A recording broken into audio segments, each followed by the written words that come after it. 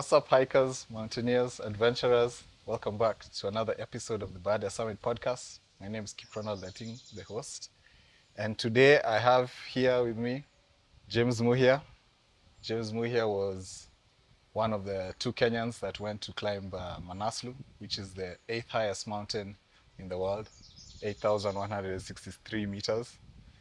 And he not only made Kenyan history, but also African history. He climbed the mountain with Cheruiyot Kirui, and they did the climb to the summit without using supplemental oxygen and also without using Sherpa support, which is an incredible achievement. And before we get to talk about this, I'd like to officially congratulate you Right. on summiting Manaslu. Here's to you and Cheruiyot. Thank you. Cheers. All right, Muhia. So you're a trail runner, Yeah. mountaineer, rock climber. Yeah. I just looked at maybe some of your bio. But Okay. what do you do, let's say, like in your personal life? Like on a daily basis? Yeah, daily, Okay.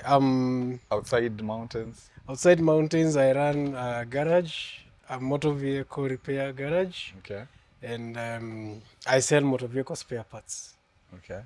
Um, Based where? in Nakuru. Okay. I'm based in Nakuru since 2020. Before then, I was based in Nairobi.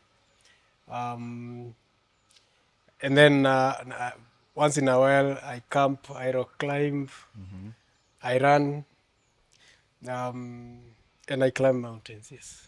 Family. 2 kids, a boy and a girl, and a wife. Okay. Yeah. So how did this, because I'd like to know like maybe a brief mountain history about you. How did you start your journey? I started the first hike was sometimes in 2017 Yeah. when a friend of mine invited me for a hike. And well, I must say I didn't show up for the first 2 hikes she invited me. But I showed up for the third hike out of trying to prove to myself that I can keep a promise. Then I showed up, hiked. I liked the hike. I liked the company. Which hike was that? It was somewhere in Ukambani, Kimakiu. Kilimakio. Yeah. We were. I think that we finished the hike at some place called Kilome. It was a very hot day, very hot hike. I always thought I was fit. That hike proved otherwise to me, but it also challenged me to, not think I'm fit simply by the fact that I'm not fat, but You're an active person then. not very, but once in a while I could maybe take 3 kilometer, 5 kilometer jog, but those jogs were far and in between. I mean, I wasn't consistent. Let me say that. So that hike proved to me that I'm not really fit as I thought, because I struggled. Well, I wasn't prepared for it, so I didn't have like water or snacks. Nilienda tu. And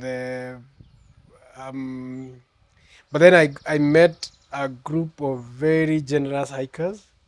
So they shared their water, they shared their snacks. I at the end of the hike, probably I had more food than anybody else, because everyone was sharing their snacks.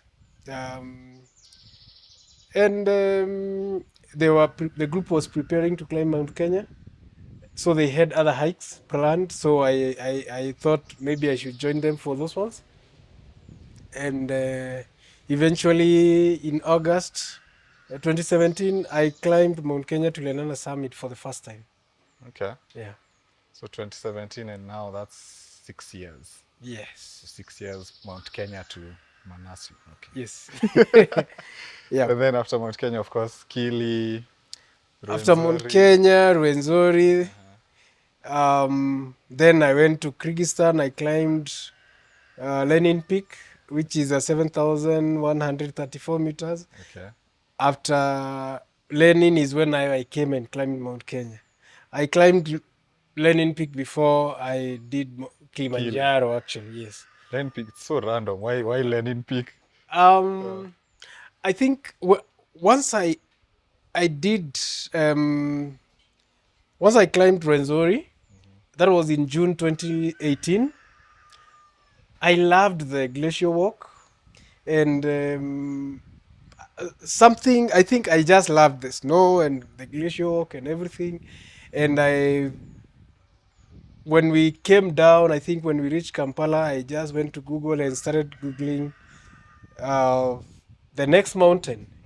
And the following month, in July, I found myself in Kyrgyzstan climbing a 7,000 meter peak. How difficult is that? Is it It's doable to most? it's doable to most, Okay. especially now with their climbing program, acclimatization, and all. It's not too dangerous, but of course you need to be quite prepared for the altitude. Okay. Yeah. Another notable climbs I see, you did Kantengri, which is also Yeah. in Kyrgyzstan. Yeah, after I think I fell in love with the country and with their mountains. Their people are extremely welcoming. And then when I was doing Lenin Peak, then I learned there were 5 mountains above 7,000 meters within the region. So it's my goal to climb all of them. So I went back in 2019 and I climbed Cantegri, which is 7,010 meters. I did not summit Cantegri. We turned back probably an hour to the summit because the weather just turned very. It was very harsh. Cantegri is the most northern 7,000 meter peak, so the weather is extremely unpredictable, and the window period to climb the mountain is probably 2 or 3 weeks. And What month? in the month of July, Okay. mid-July, beginning August, and I arrived quite late in the season. And between Lenin Peak and Kantengri, which one is easier? Lenin Peak is Lenin. definitely. Cantegri is very technical. Okay. Is also a mixture of rock climbing and snow climbing. So it's quite technical. It's rope work from Camp 1 to most of the route up to the summit. Okay. It's rope work, a lot of rope work. Okay. Yeah. Interesting. And of course, you did Amadablam. Ah, yes, the Submitted Amadablam. the mountain that took a bite. Yes. Yeah, and then we talked about it in the previous Yes. episode. And then, of course, yeah, you got the frostbite. Yeah, I got the frostbite. So that for some time, put my climbing at a bit of a pause to allow myself to heal, to think whether this is something I want to proceed with. At some point after Madablam and seeing how my fingers were, I had considered, just shifting my interest elsewhere, and either scaling down on my mountaineering or stopping altogether. But after my hands healed, and after very hard thinking, I thought I really needed an 8,000. I mean, I've done 4,000, 5,000, 6,000, 7,000. The last one is 8,000. Now 8,000 tick. I mean, And how was yeah. it like for your family? Now I can assume like it was like a tough period, especially after Amadablam. Amadablam, yeah. For it now maybe to keep going, how is it like on them? I think probably they're supportive, and especially my siblings, probably because they really. It's only after Amadablam that they actually now came to know the risks that are involved in high altitude mountaineering. But I was able, at least for this climb in Manaslu, call them, tell them what risks are involved, and just put their minds at ease that eventually I'll be back. Yes. And you reassured them I everything. reassured them. Yeah, but I think they have also embraced the fact that this is my passion. Yeah. This is what I'm doing, and allowed me to explore that space. Yeah. Let's talk about Manaslu now. Before the climb, like why Manaslu? Okay. Then you climbed with Cheruiyot. Was it your plan, or was it something like you both Okay. planned? Yeah. First, I've always wanted to do an 8,000 meter peak. And I said I would do whatever it takes to get to an 8,000, even if it's just one 8,000, you know? Because initially when I was climbing Amadablam, my next immediate goal was Everest. But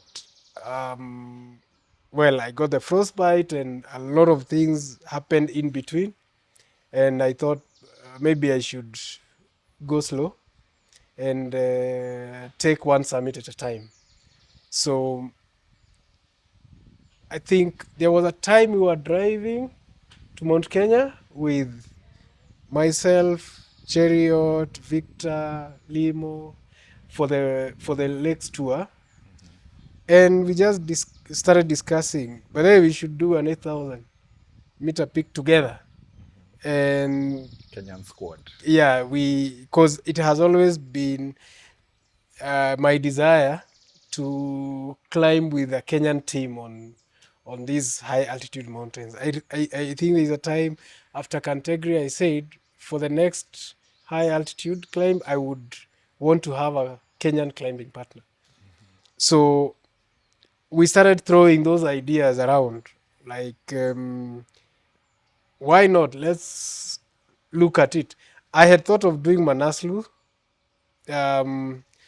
When I got my frostbite, I thought maybe it wouldn't be wise to go directly to Everest without testing the new hands, you know. And you got your frostbite. That was 2021. 2021. Okay. Yeah.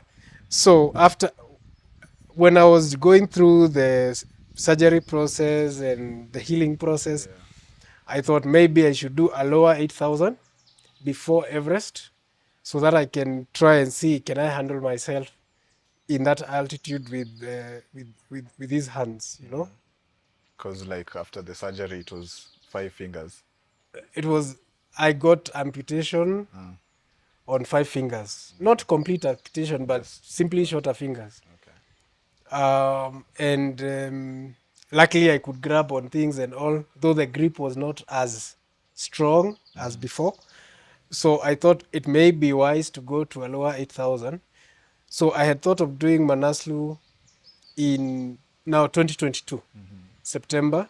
But during that ride, when we started throwing these ideas around, I thought maybe I should wait and until at least one or two more Kenyans are ready for an 8,000, and then we climb together. It would make more sense to climb together than just rush and do one alone and then, you know. So we started talking, and actually we came together and agreed we are going to climb. I think there were 5 of us. And then we chose a mountain in Pakistan, Gashabram 2. That was supposed to be done this year, June, July. But then as time went by, for some people, the timing became a bit tricky because of work. The budget became a bit high, and some people dropped. And then even for us, the budget for Gashabram became too high. What's the budget for that? Initially, we were to do around $6,000 to $8,000 each. USD. Yeah, but it also based on the number of people. So as people dropped, now that figure kept changing. I think by the time we were left, myself and Cheruiyot, the budget was around, I think, $13,000 per person. So we thought that was out of our budget. So Manaslu is much cheaper. So yeah, so we now sought. I had consulted on Manaslu for my 2022 climb, so we just shifted focus to Manaslu. Luckily, we had time to arrange for it because you see, this one was supposed to be done in the Gashabram was supposed to be done in June, and the season for Manaslu is September, October. So we at least we had time to readjust and refocus on Manaslu. Okay. So yeah, we now settled on Manaslu with Cheruiyot. Now, like Cheruiyot, I wish she was here. Yes. You should look for him. Tafuta. He has very interesting stories. Oh, really? Okay, Yes. Okay. Yes. Like now for Cheruiyot, no, he's mainly like a trail runner, ultra Yes. runner. He had little mountaineering experience, like the technical Yeah. bit. So, and then I know before Manaslu, he went to Batian with Cheruiyot. Yes. Was that like his first like trial to see if? Yeah, but I don't think Cheruiyot was going to Batian because of Manaslu. No. Okay. Actually, at that point, we had not settled on Manaslu. Okay. And that was beginning of this year. Yeah, that was in, I think we did Batian with him in January of this year. Yeah. What happened is, I think some December of last year, he called me, he said he's thinking of climbing Batian once, like as a bucket list item. So he was looking for tips, how do I train? And I referred him to a trainer. And then I mentioned, by the way, I'm planning to do it in January. His plan was to do it in March. But then I mentioned I'm doing it mid-January. Because I wanted to climb, I had not climbed Batian after my frostbite and surgeries. So I wanted to climb and feel the rocks with my fingers. They are very sensitive. So I wanted to see how painful, how can I hold on to a rock for long if I need to. How will they react to extreme cold? So I wanted to climb. And how was it then now for you climbing Batian? It was okay. I think I had a few moments where I was bleeding, but I was bleeding, but I couldn't feel pain. Okay. So I couldn't. But it was a good experience. It was a good trial. So Cheruiyot decided that he doesn't need that much of training and joined me in January after just one visit to Hell's Gate for training. Just one visit? Just one visit, and he came along, and we got to the summit. And that, Cheruiyot is primarily a trail runner, an ultra runner. So I believe that has helped him develop the right mental and physical endurance that is required for such a climb like Manaslu. So I wasn't worried I was only concerned about the altitude, because I think the highest he has ever been is Kilimanjaro. And of course, not to sleep at Kilimanjaro. But you see, on Manaslu, the first camp we slept was 5,800, the height of Kilimanjaro. So Camp that was One. yeah. That's Camp One. That's Camp One, yeah. So you can imagine he's never slept at that height. At least previously, I've slept at 6,100, so I didn't have a problem so much with that.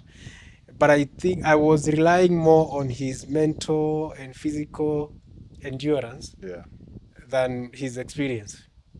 And you see, all these experiences he's ever gone through puts his body under immense stress. And that can also translate to, you know, You can endure mountains. whatever pain, Yeah. challenge. I believe it was a different experience, but that mental and space to be able to endure pain and discomfort, Okay. I think I banked on that. What about now Manaslu, like now the climb? Mm. Most people do the climb heavily supported. You go Yes. with your Sherpa, you go with oxygen, Yes, to yes. help you go Hmm. climb. So, We actually realized, okay, we decided to go without supplemental oxygen and Sherpa support. Most of our climbs, like even the lake tour on Mount Kenya, we don't use porters. We carry our own tents, food, and everything. So we decided to translate that into high altitude mountains. Of course, it saved us a lot of money, uh, budget wise, but primarily we wanted to experience the mountain in its raw form. We agreed that Manaslu will be more of a learning opportunity for us. So we didn't have pressure to summit. So we agreed that let's explore the mountain, let's learn, let's see how these things are. So we didn't want to be heavily supported. So we chose to go without Sherpas. Of course, the bit we would not have compromised was the oxygen bit. We didn't want to do it with oxygen at all. Kabsa, Yeah, we why is wanted, that? even if we get to 100 meters short of the summit and we had to turn back, that was agreeable to us. Huh. Yeah, we just wanted to experience the mountain in its raw form. Okay. Just see how far our bodies can go. Do You you, can never learn that if you have oxygen. so do you believe that's how it should be, Ama? Well, I believe that you should enjoy the mountain the best way you know how. Oxygen is a The cheat. the best way you can experience. You see, when you're going to the mountain, you're not just going to walk. Otherwise, you would have walked all over Kenya. But you're going to experience something different. You're going to experience something different from Kilimanjaro, something different from Mount Kenya. How are you going to experience something different if you cannot feel that altitude if you are because of the oxygen tax? If you need to feel the attitude, you need to feel the changes in your body. Can you handle them? You need to feel that. That is the something different. Otherwise, it wouldn't make sense to climb that high and still uh, walk and breathe normally. You need that challenge to expand your lungs and to, you know. Interesting. So Yeah. like So how did you prep now for the climb? I think we did the physical bit. We did a lot of course, runs, but towards the end, the runs became more of hikes. Okay. So we were hiking with our bags on Mount Kenya, Okay. mostly. So we were deliberate in carrying even more weight How many than we kilos? possibly needed, at least 20 kilos. So we used to climb Mount Kenya with our bags, and then we would go to Lewis Glacier just to feel the ice, and because you use different kind of boots, you have those crampons, So we wanted to have a feel of them. At least I had the boots with me. The So double boot. yeah, Yeah, the high altitude boots. Okay. So we were able to, and Cheruiyot had imported some crampons and all, and ice axes. So we just wanted to have a feel. Of course, it's not the ideal training ground for such a mountain, but you work with what you have. Yeah. Because we didn't have a lot of time to, and even resources to go to, like Rwenzori. Probably we would have gone and camped at the higher part of Rwenzori and do that glacier climb several times. Okay. Yeah, but we also uh, incorporated a lot of. Personally, I did a bit of strength training. It's only after the climb that Cheruiyot realized he needed strength training. I read a story. It will get Yeah, to that. but it's important. It was important, but that came towards the end. I think we were more concentrated on keeping our fitness levels Okay. very high, and now just doing a bit of technical training. So running, Running was hiking Mount Kenya with a heavy pack, yes, walking Lewis Glacier. yes. So that was adequate. Yeah, towards the training. end we stopped, like not stopped, but we really minimized our running. Just did the normal morning run, not the crazy weekend runs, and now did more walks. Okay. Yeah. So what about rock climbing? Not really. We really didn't do a lot of rock climbing because you see, on Manaslu there's no much rock climbing. It's a very small section, and because most of the way you use the fixed ropes, so where you use an ascender to pull yourself up most of the times. So there's no much rock climbing involved. Yeah. So like Manaslu, how long is like the climb in terms of days? The whole expedition, you mean? Yes. The whole it took us, okay. When we signed up, the organizer first gave us a 42-day itinerary from airport to climb back to airport. Okay. And we felt, okay, it's too long. So we proposed a 30-day climb that the organizer felt it was also too squeezed. But eventually, I think we settled for, we left here on 8th, arrived on 9th. Cheruiyot came back on 28th. 28th, yeah. So like 20 days. Yeah, around 20 days. Oh, that's fast. So from 42 days to To 20 28 days. day to 20, yeah, 20 days, To right? 20 days, yeah. Around 20 days, yes. Okay. So But like on the mountain, we spent 10 days. From arrival to base camp to summiting, it took us 10 days. So of course, Kathmandu, you go how many days to Kathmandu, base camp? yeah. So, in brief, we arrived in Kathmandu Yeah. on the morning of 9th. Yeah. Then spent the day doing some shopping. Then the following day, now we did the full shopping, hiring of the gear, because some of the gear we couldn't afford to buy, so we had to hire, Like which ones? like the summit suit, or like the summit suit, the sleeping bag, the high altitude sleeping bags, the tent. So we hired them in Kathmandu.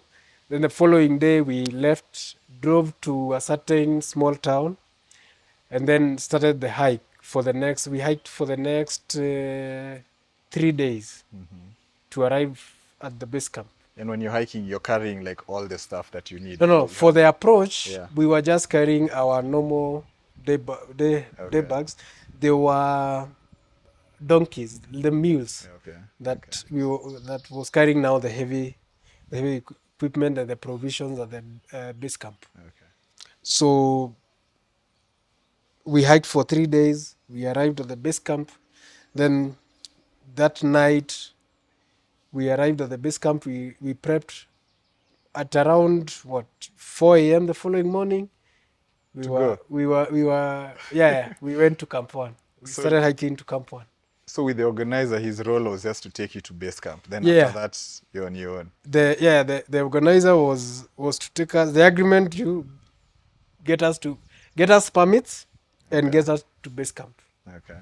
And then get us, after our climb, get us back to Kathmandu. So now before your climb, like how did you like prep, like know where to go Okay. and all that? Um, I had downloaded a GPX map of the mountain route, Hmm. but then I realized I actually didn't need it because the route was well marked, both by steps of the people ahead of you, and some sections the ropes. So it was very easy to follow the route. Um, we also, I think, we did quite some research, especially because we were not using oxygen. We needed to research on a proper summit plan or climbing acclimatization and summit plan. So before then, a few people reached out to me. One of them is the South African lady, McGill Mountains. Okay. She reached out. She's climbed Manaslu before, so she offered some tips on how to acclimatize and the difference between acclimatizing with oxygen and without. So it is different. Okay. And then the guy we met at Amadablam, the Italian guy that we You submitted. summited with. Amadablam reached out to me. He had climbed Manaslu in 2015 without supplemental oxygen. So he also offered some insights. Okay. So that helped us, know what is required of us. But then the plan changed when we got to the mountain, not because we wanted to, because of the circumstances. So what was the initial plan and then The initial final plan was to climb from, leave base camp, climb to camp 1, sleep there, climb to camp 2, sleep there, go to camp 3, sleep, possibly go to camp 4, and then go all the way back to base camp, rest for 2 days or 3, wait for the weather, and then now start the summit push. That would be camp 1 sleep, camp 2 sleep, camp 3 sleep, then summit from camp 3. Okay. That That was the initial. That was the initial plan. Okay. And that is an ideal plan. Ideal. Okay. But then we realized summiting or climbing without Sherpa support was actually more of the challenge than climbing without oxygen. The weight on any small weight on that altitude feels extremely heavy. So when we started, we said, fine, let's go. We were carrying our tent, and then we made a mistake or an oversight. We carried one tent. We would have probably done better with 2 tents. Okay. So we thought Where would the second tent be? probably we would put one tent at camp 2 and the other tent at camp 4 for the summit.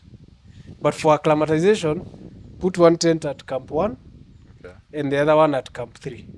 Okay. But we just didn't do our calculation properly. So we went with one tent. So first day we went to camp 1. We spent there.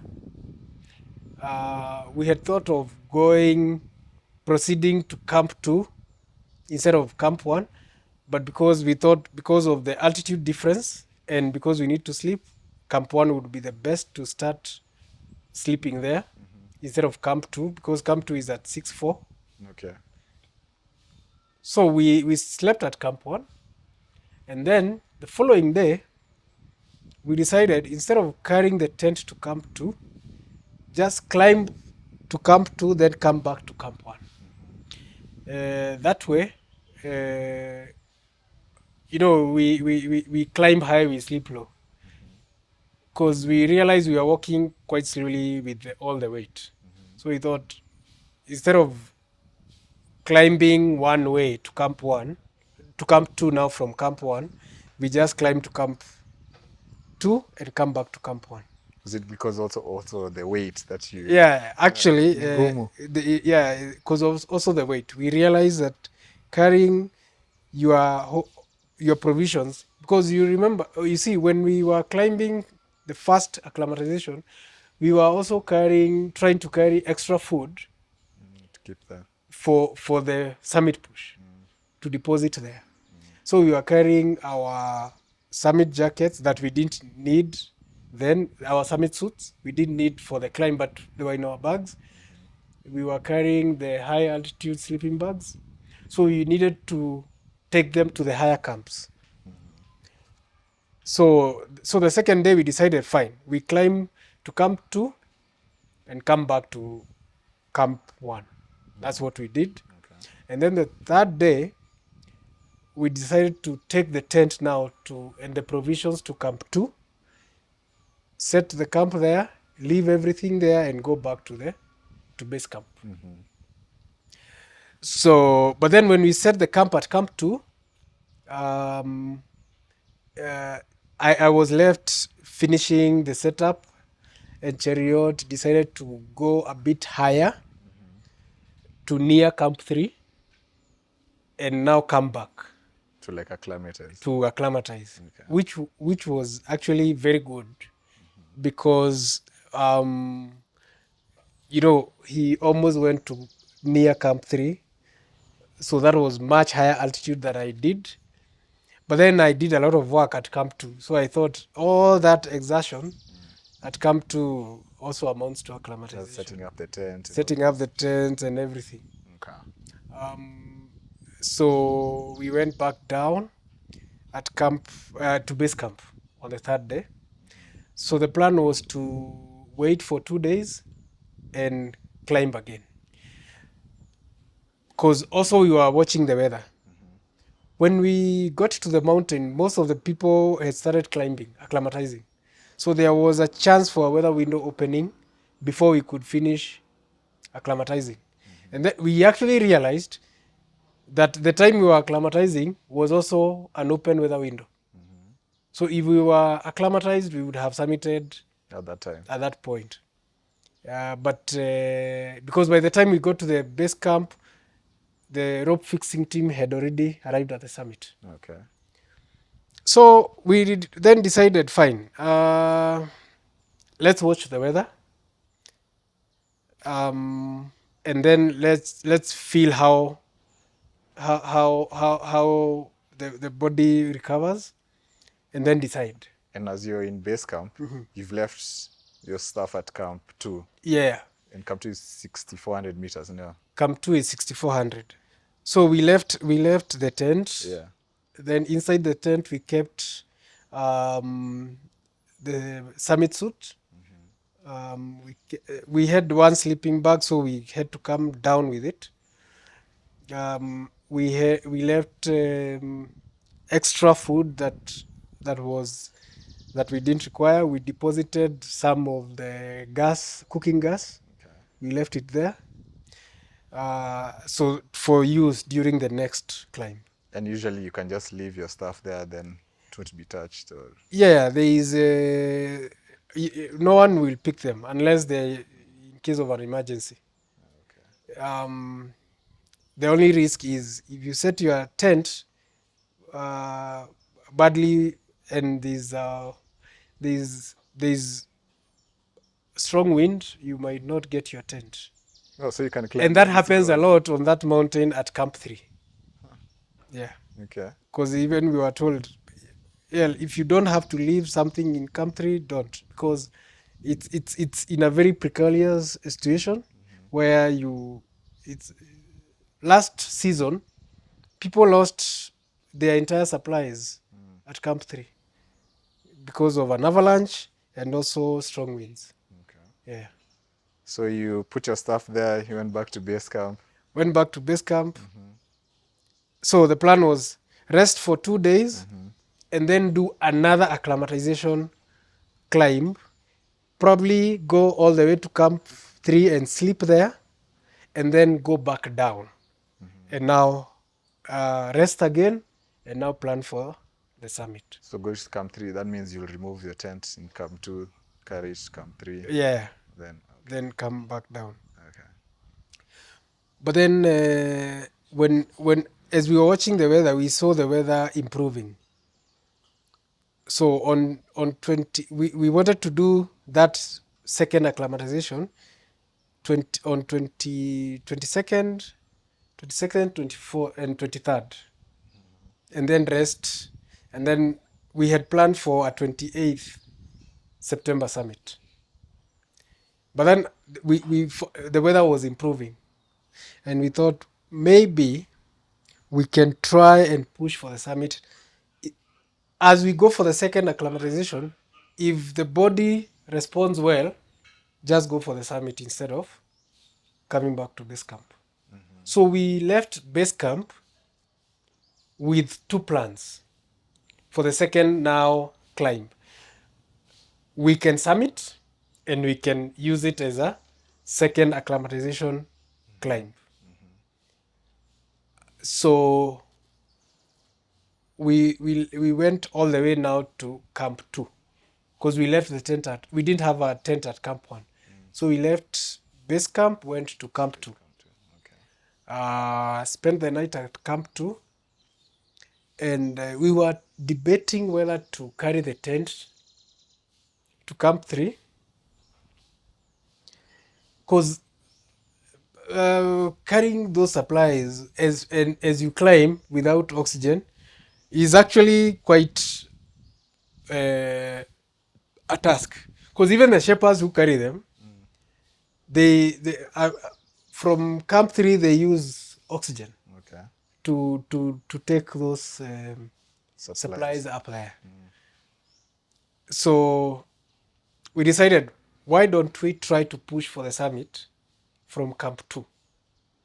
Okay. We were aware that it will be a very long push, like way long, but That's we were not 1700 gain.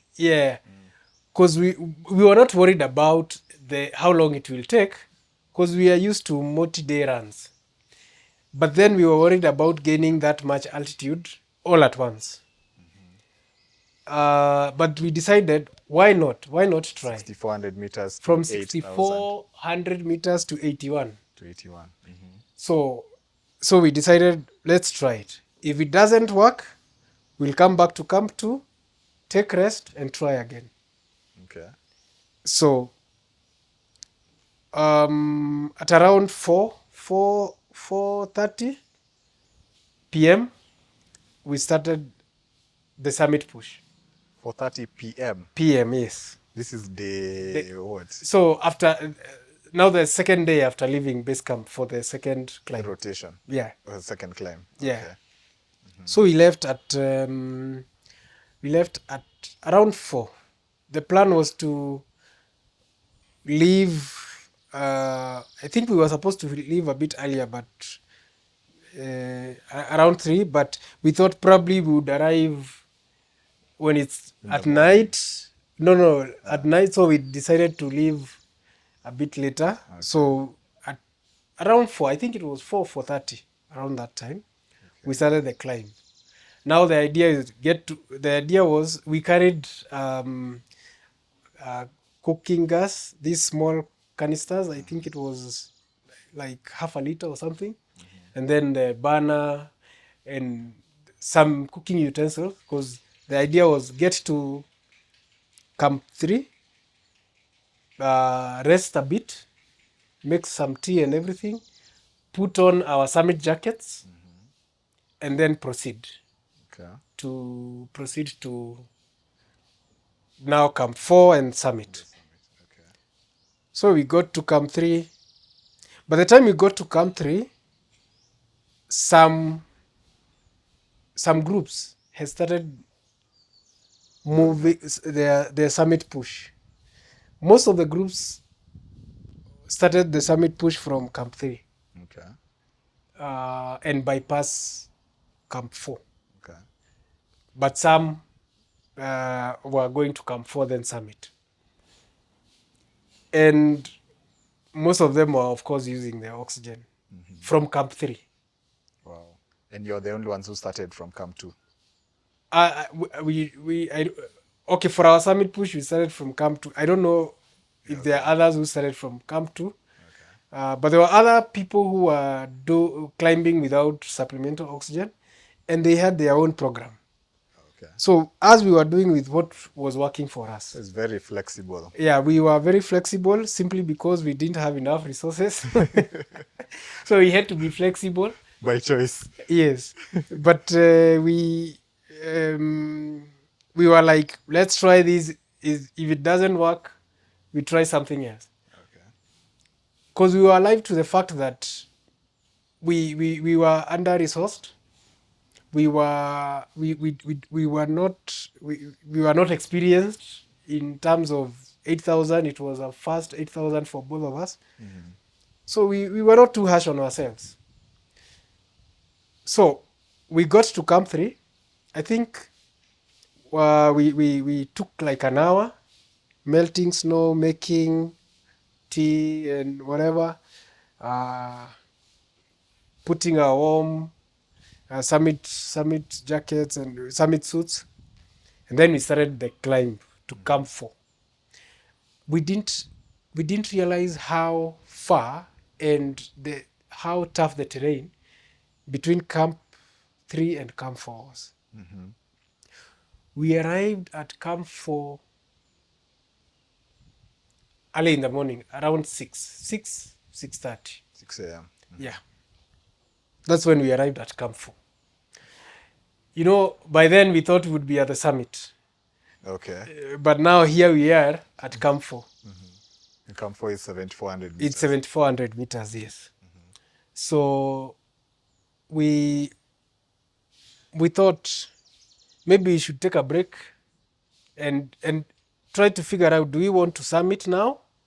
Because now the challenge was, if we started for the summit at that time, it's early in the morning, we'd probably have a late evening or an afternoon summit. Mm-hmm. And that would present other complications, like descending at night in that high altitude, and having no option. Like, I mean, you are at 8,000 meters at 5 p.m. Yeah. If anything happens, it would be very difficult for people to come and rescue you. And there's no one else on the trail. So after weighing our options, we decided, why don't we wait at Camp 4, and in the evening we start the summit again, push again. But then the challenge was, Camp 4 was at 7,400.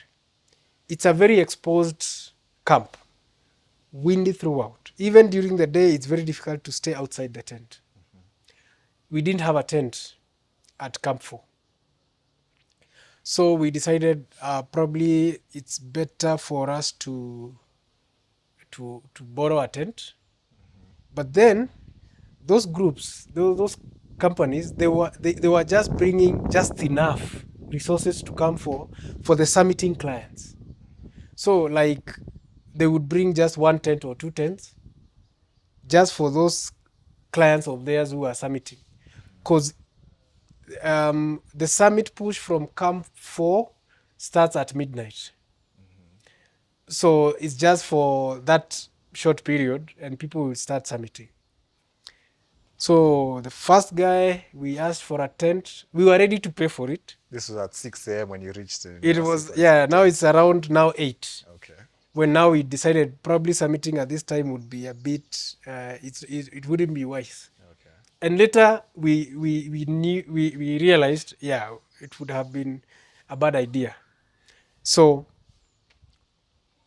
we spent like 2 hours trying to borrow a tent. First of all, we wanted somewhere to shelter just from the wind, and also somewhere we can cook something. Because we had the gas, we had some noodles, we had some soup. So we just needed somewhere to shelter, to put our gas and cook. But every company was like, no, this is for our customers, they are coming, we don't have enough resources. And some of the Sherpas started telling us, you have to go down, you can't be at this height without a tent, you have to go down. And at some point, Cheruiyot told me, we need to go down. And then I told him, let me just try one more. Because I was also concerned, spending so much time at that altitude for, at 74,000, 7,400 meters, it is the first, it's a new altitude for both of us. But it is, the difference is, I've been to 71, but I've never stayed for that long, even at 71. So there was also concern of overexposure at that altitude. But also there was a issue. It took so much effort to climb to Camp 4. So we were like, do we go back all the way down to Camp 2? Because that was the nearest we could go. At least Camp 2, and then start again. So there was this, do we sacrifice and get tired for the next 38 or 48 hours? Or do we go back, rest, and come back? And we decided, if we don't get an alternative for a tent by midday, we go down. So I had met, there was one group, the Elite Expert, the Nimsdai group. I approached their Sherpa, and I explained to him, and he said, fine, you can use this tent, but there are clients coming and they will arrive from around 2 p.m. So when they come, you have to leave the tent. So he said, fine, we can rest here. We actually went to the tent, started cooking, rested, even took a nap. At around 1:30, clients started arriving, and then we had to vacate the tent.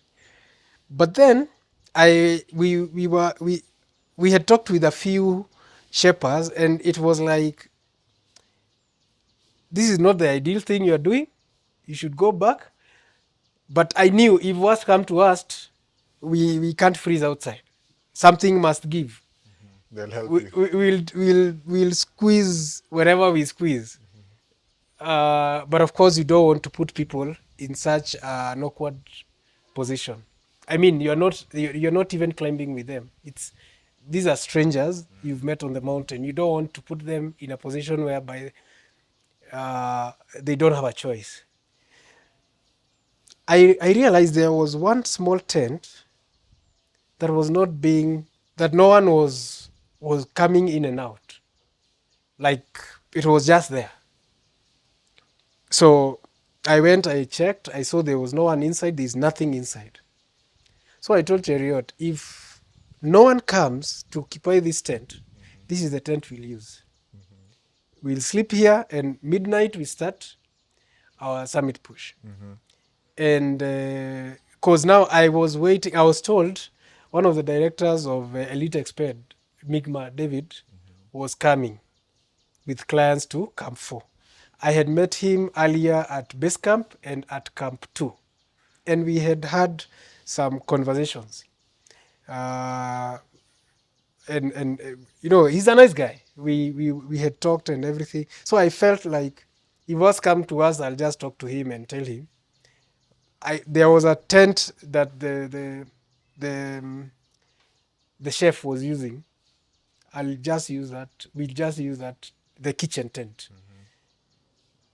Now, when he came with more clients than even the tent. So even him, the tent that I was thinking that we would use, the kitchen, him and some two shepherds occupied that tent. So we knew, well, we can't. Our plan B is done. What time was that? So that was around 2:30. Okay. So, but then when you see now when he came, I didn't even ask him because I was very observative. Like I was observing movements of shepherds and all, who is in what tent, just to see if there is a tent free. There was no tent that was free, apart from that one small tent, like a one-man tent, somewhere in a corner. So I realized once they came, they were trying to allocate clients, and then this time we're just standing outside. I'm just standing watching. Okay. And then he said then he has to use the kitchen tent with two other shepherds. So I was like, it would be too much of a push to go and ask to share a tent. So I took my stuff, went to the small tent. I didn't put the stuff inside the tent, but at the balcony of the tent, put the cooking stuff and started cooking something. I think noodles or soup. I can't remember what, and boiling water for, there was need to constantly drink hot water. And where was Cheruiyot then? Cheruiyot was sitting somewhere on a rock. Okay. Once in a while, doing a few paces here and there. So alikuachia hiyo drama, you go sort out for us. He was also once in a while talking to a shepherd. If a new shepherd comes, he would talk to him. Okay. Where are you sleeping? Can we share this tent? We were even telling them, we don't want to sleep. We just want to sit down and shelter ourselves from the wind. Right. That's all we want. We don't even want to sleep. You can sleep. We can sit down somewhere. But you see, these tents are not as big. So even asking that was also asking for too much. But we were asking also, maybe, you see the tents, you have that balcony that you keep the luggage. Yeah. We just wanted to even sit there. Some shelter. Some shelter, just some kind of shelter. Yeah. It is crazy that we were doing this at 7,400 meters. I mean, it. But we were like, well, if it doesn't work completely, we just go back to camp 2 and start again. So, and also we were also alive to the fact that the mountain doesn't give you good weather indefinitely. We were also take that opportunity. Yeah, we need to take that opportunity because all this time, all these days we are doing that, the weather is fantastic for a summit. Guys are summiting. And we know the weather will close anytime. Yeah. We had planned for a 28th summit. This was I think it was 24th. Yeah, because we submitted that was 23rd. But we thought if we go back to camp 2 and base camp, then we may not have enough time to rest to start the summit push again.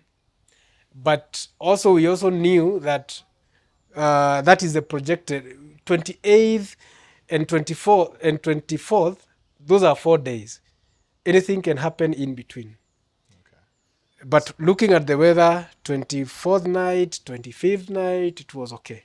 So we thought, why don't we use this time? Okay. So when it was now evening, 6:30, guys are getting to their tent to sleep. We just decided, let's sleep at this small tent that doesn't seem to have anyone.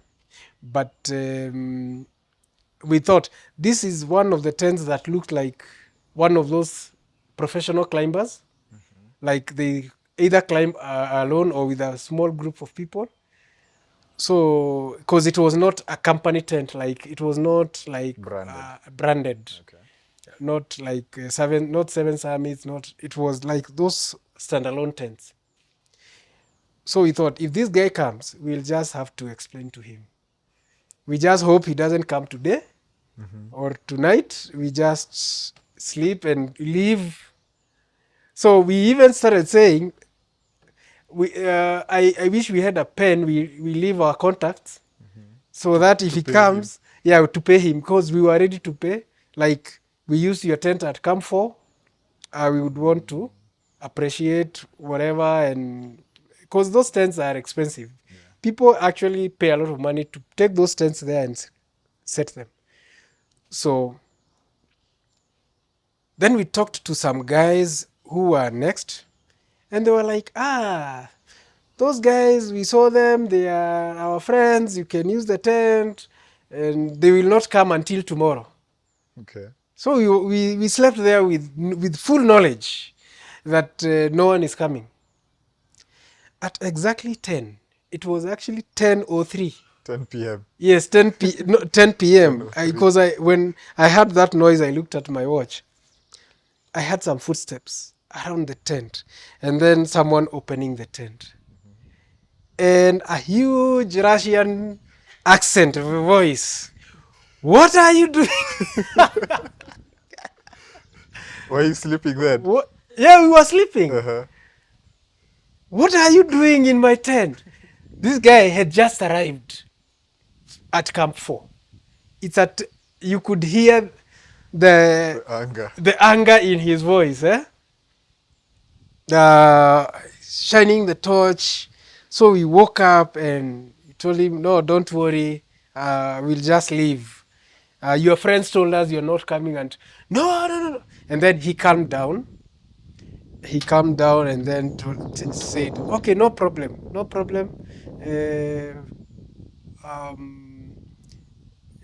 Because there were two now. The other guy arrived. Okay. So he wasn't alone. So the other guy came, and he was like, he really needed somewhere to get in. Like, he was cold and everything. So quickly, we removed everything from the tent and we were out again. The guys came in, but we told them sorry. And anyway, they were like, they dismissed the whole thing afterwards, after their anger calmed down, and they were like, okay, no problem. So now we are out of the tent. In the cold. Yes, in the cold. At what time? 10 p.m. 10 p.m. So I told Cheruiyot, we were supposed to start our summit push at midnight. It's 2 hours to midnight. We can start that summit push now. This is not too much of a difference in terms of time. And if we were to arrive at the summit at probably 6, we can go slowly and arrive at what? That's 6.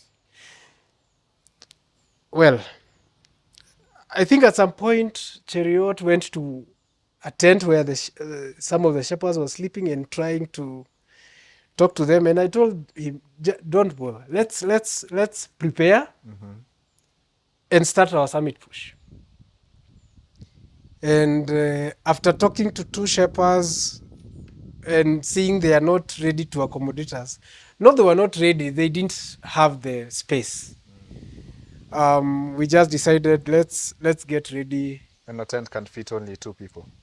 Yeah, most tents can fit. You can squeeze and fit 3 or 4. But you see, these people, you're not. It's first of all, it's not an emergency, and these guys have been telling you to go down to the lower camps the whole day, and you've been refusing. So it would be improper for us to also impose ourselves on them. Yeah, true. So we just decided, let's just prepare. So we prepared everything. Hapo tu nje, we prepared, put on our clothes, whatever we needed.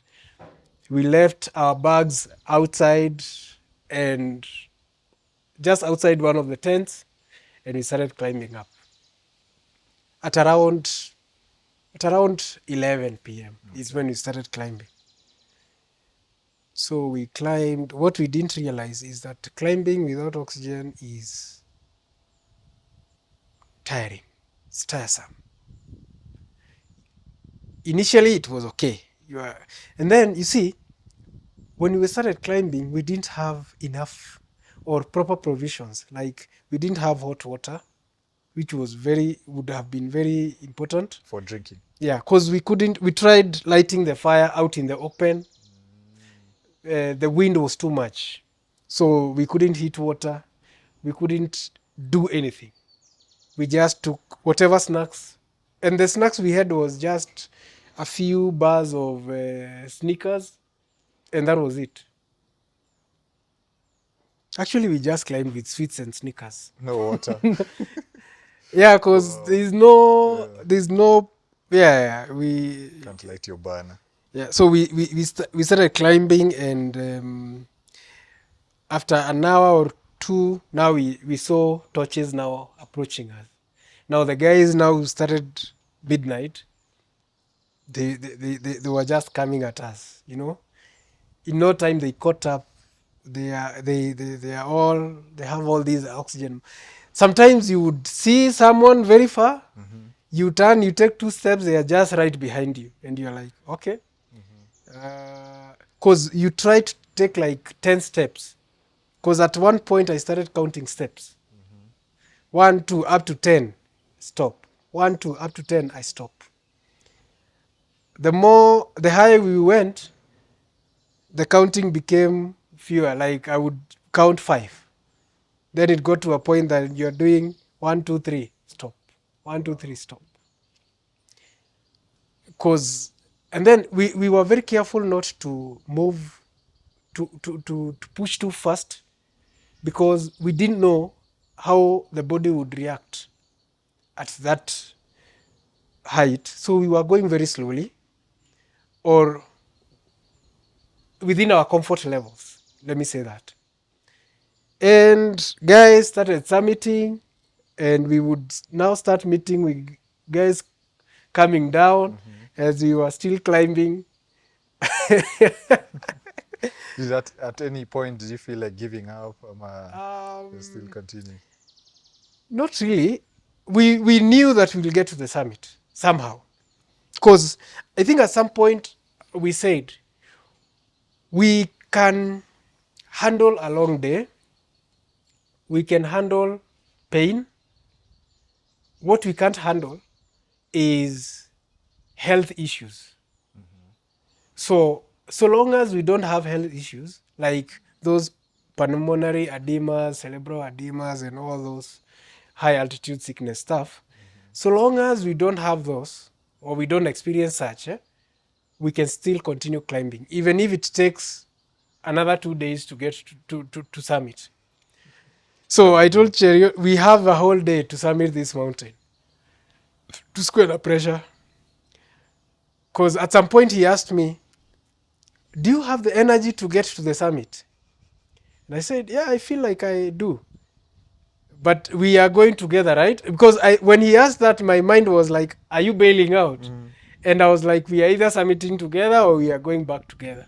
So when he asked me that, I'm like, no, I don't think he was bailing out, but he was like, if you have the energy to get faster to the summit, you go. He would eventually get to the summit, but not together. But I didn't want that.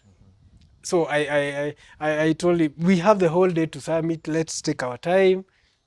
Tutasummit ile time tutasummit. We'll just summit whenever we summit. But we are summiting.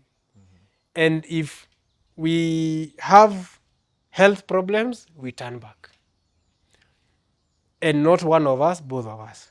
So we just continued. Pole pole. So we eventually summited at around 12 midday.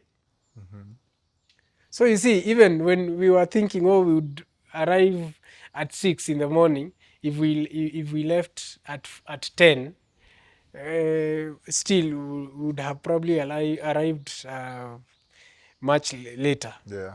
So we arrived at the summit at around between 12:30.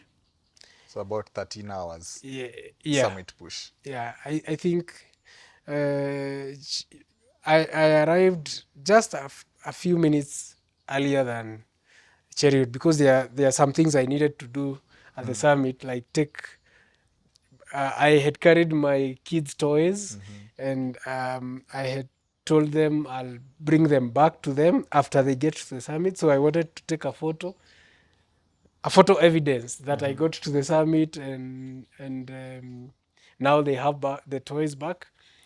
So I wanted to arrive a bit like 5 minutes earlier so that I can have this time to do all these things. But then when we arrived at the summit, we realized it was a very windy summit, very, very windy. We couldn't even get the flag to fly and get a proper photo. Because the moment you try to get the flag out, it's almost blown out of your hands. It was extremely windy. The summit is a very sharp summit, so there is nowhere to stand on the summit. You clip yourself to the rope that is right at the summit, because you can easily fall. And it's only one person at a time. It can only be one person at a time. Okay. It's a very sharp summit. Okay. Like a small rock outcrop. Okay. Have you been to Batian? No, not yet. Okay. Become a Batian. No, it's even, you see, Batian, you can stand on top of the rock, Yeah. the Batian rock. Yeah. This one, you can't even stand on top. Okay. Yeah. It's on the side. It's on the side. You have to, you have to anchor, you have to clip yourself on the rope. After such like a tough climb, Yeah. like when you summit, is it like for me, normally when I summit, I'm more like relieved than happy. Yeah. Like those ones like, Yeah. Yeah. How was it? It was actually, it was a relief to see the summit, but I think we were actually quite happy to get to the summit because there were a lot of self-doubts between Camp 4 and the summit because of mostly because of the pace we were moving at. It was too slow. It was too slow. Okay. Too slow, to the point that you are thinking, is it my fitness level that has gone down? But then you have to realize, you come back and realize this is new altitude for you. You're climbing this without oxygen. Your acclimatization was not ideal because the highest we got was just below Camp 3. When I met Nims at Camp 2 and I briefly told him what we are trying to do, he told me, because he was in a hurry taking clients down, he told me, make sure you sleep at Camp 3 and you touch Camp 4. Then go down to base camp before you try your summit push. Same advice I was given by Mingma, David. Okay. Go sleep at Camp 3, touch Camp 4, and come down. Rest, then try the summit push. Well, we didn't do that. We didn't get to camp. We didn't sleep at Camp 3. We didn't touch Camp 4. We just went and borrowed a tent. At Camp 4 and decided to try for the summit. So we knew that we would have a very long summit day. Just that we didn't think it would be that long, but we were ready for it. We were like mentally prepared, because at some point we said we can handle even a 36-hour summit. So we were ready to go even for 48 hours. Well, what about the descent? What was your plan after summiting? So the descent, we had only one plan. There was no two ways about it. We had to go back to Camp 2. Because you see, we didn't have a tent at Camp 4. And our experience, that day we spent at Camp 4, the resources at Camp 4 are extremely scarce, and they are even overused. So we couldn't bank on borrowing a tent again at Camp 4. We didn't know anyone at Camp 3. So our tent was at Camp 2. We had to go back down to Camp 2. So we started descending. We arrived at around 4 p.m. at Camp 4. Took like an hour's break, trying to melt snow, make tea, and prepare some, Something to eat. something to eat or soup. Okay. And then and started going down. Just when it was getting dark, we started going down to Camp 3. Like That's where drama started. drama. Okay. Yeah. Okay, when we are coming from the summit, there is a point that I just fell and slid all the way down. Luckily, I was still on the rope. My harness, Okay. the safety uh, rope was, my harness was still on the rope. I was clipped on. So I just went down like 100 meters, but there was no rocks. It was just snow and ice. So there was no injury. Ice axe summer. How do you No. stop? No. You see, I got to the end of the rope. Okay. So I stopped. And so that was one, but it wasn't scary because it was It's like a slide. a slide. Okay. Luckily, and it was not like on a cliff or something. It was more of an open, but a steep descent. Okay. Then we started going down. I think a few meters, I lost my right hand glove. The thick glove that I was using. The mitten. Not the mitten. I had the mittens. I had thin gloves and very thick gloves that are waterproof. That you can't work the rope with the mittens. Yeah. So this is the 5-finger gloves, but very thick, waterproof, very warm. Then to help me now work the ropes. So I just placed. It was just a mistake on my side, because I placed my bag on the ice, and I removed the glove because I wanted to remove my flask and drink some water. So as I was removing the flask, I touched the glove that I placed on my bag, and it just rolled down the cliff. And then I think as I was trying to grab the glove, my flask also followed.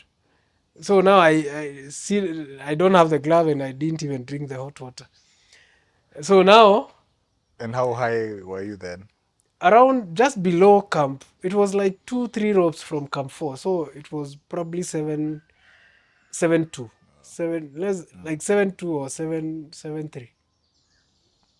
So when I lost that glove, I was like, not a Madablam stuff again,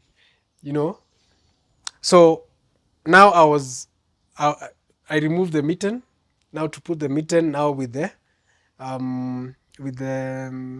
thin glove. But every time I needed to switch ropes or to work the ropes, I had to remove the mittens. So that exposed the fingers a bit, but not too much, because immediately after that I would get back the mittens. So it was not a huge exposure. So we started going down. I was a bit ahead of Cheruiyot, and at some point I started feeling something, some pain on this hand, or where the surgery was before. And I think I said, I'll go down very fast and wait for Cheruiyot at the camp 2. But then when I got to Camp 3, I thought maybe when I turned back, I couldn't see his torch, so I thought maybe I should wait for him. But we don't have a tent at Camp 3. So I just looked for an empty tent. That time, there were some guys who had started their summit climb from Camp 3. So I knew there were some empty tents somehow. So I just got into one and slept and waited. Everyone who was passing, I would shout, Cheruiyot, and then it wasn't him. So at some point, I blacked out. And then at some point now, I heard his voice calling out to someone to ask for hot water. So I got out. And so we went to this tent, and there was a Sherpa who gave us water, and then even made coffee for us. And then we continued going down. It's quite a journey. To Camp 2. Now, when we were taking that tea, coffee at Camp 3, is when now Cheruiyot is telling me he fell in a crevasse, into a crevasse. Now, I had seen that crevasse he was talking about, because it's a very sharp descent, and then the rope, towards the end of the rope is a huge crevasse that had opened up. Before, it wasn't that huge. It was just a small thing that you could just jump. But it was now very huge. So even when I was coming down, I had seen it, but then I managed to, use the rope and whatever to avoid it and jump on the other side. Okay.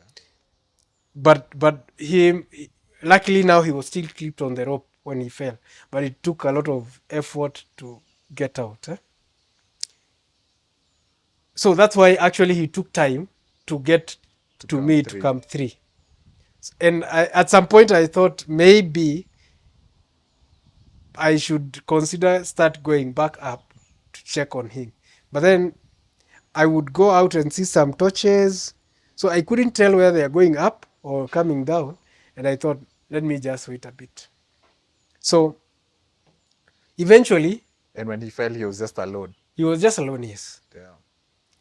Then eventually we got to a tent at Camp 2. So the idea was very early in the morning, wake up, break the tent, get back to base camp. But I think we were just too tired. So we woke up in the morning. It started snowing very heavily. So we were like, let's wait for the snow to, for the weather to clear so that we can at least get out of the tent and dismantle the tent, park and everything. So we didn't want to park in that storm and the snow. But the weather was not improving. So we stayed in the tent for up to around 2 p.m. And then we decided we have to go down. We can't sleep here. So snow or not, we start packing and go down. Mm-hmm. That time at Camp 2, guys had started leaving the mountain. So the big companies, Akina Elite Expand, they had removed their tents already. So the camp was looking very deserted actually. And it was not inspiring for anyone even to stay there. Behind. Yes. Okay. There were a few people who were still climbing to go summit. But and then the weather at that point was not the best. It was snowing throughout the day. It was dull. It was, most of the time, it was a whiteout. So we were actually grateful that we managed to summit, because I was like, this would be the weather and the conditions would be climbing in now if we had initial plan. Yeah, if we had stuck to the 28th summit. And you see, there were fewer people on the mountain, and the people you were finding, they were going down, not even up. Very few people are going up. And then you get to this Camp 2 and you find that either guys are, removing their tents, or they have already removed their tents. So eventually now we dismantled our tent at Camp 2 and we started descending. By the time we got to Camp 1, it was starting to get dark. And actually, now that is where Cheruiyot thought there was an eclipse because he still thought it was daytime. So he was like, it's getting dark, meaning it must be an eclipse because he thought we left the camp In the morning. in the morning. Uh-huh. So he was like, but then he told me there's an eclipse.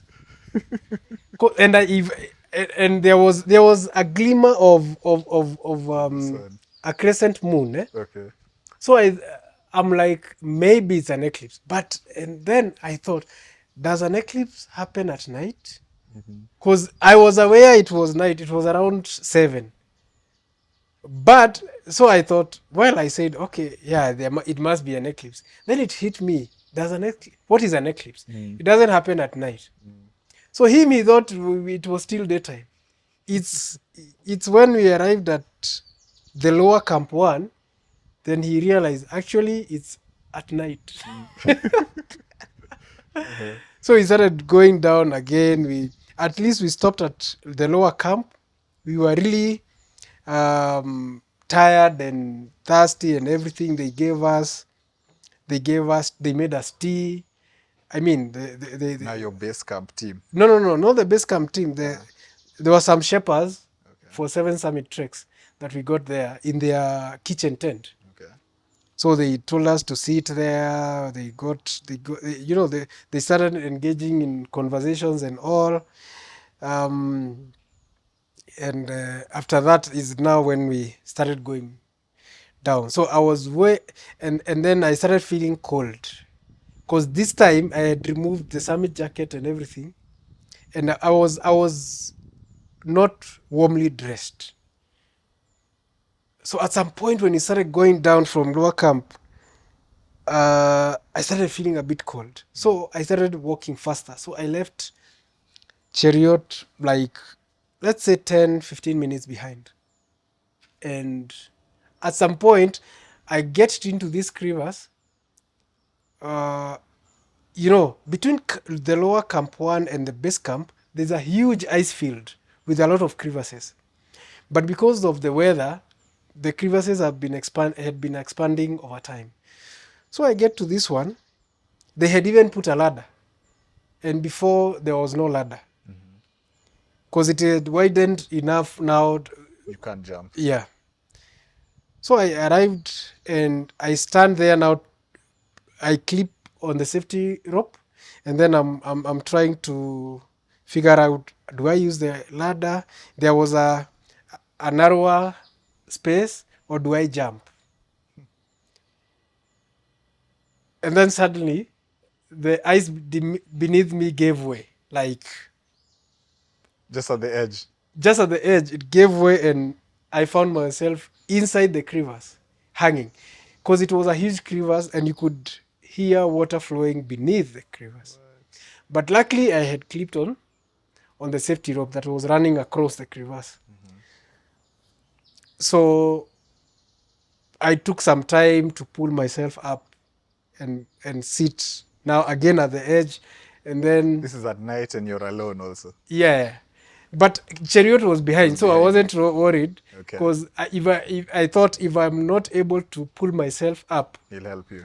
there was a Sherpa I had just passed. So I knew the Sherpa would catch up with me. And Cheruiyot was also behind, so they would catch up. Luckily, I managed to pull myself out and now use the ladder and eventually get to the base camp. So by the time I got to the base camp, all I wanted was to warm my hands, because now, because of the lost glove, I could feel, and I didn't want frostbite to manifest. So luckily, I got there in time, got warm water, and warmed my hands and everything. And so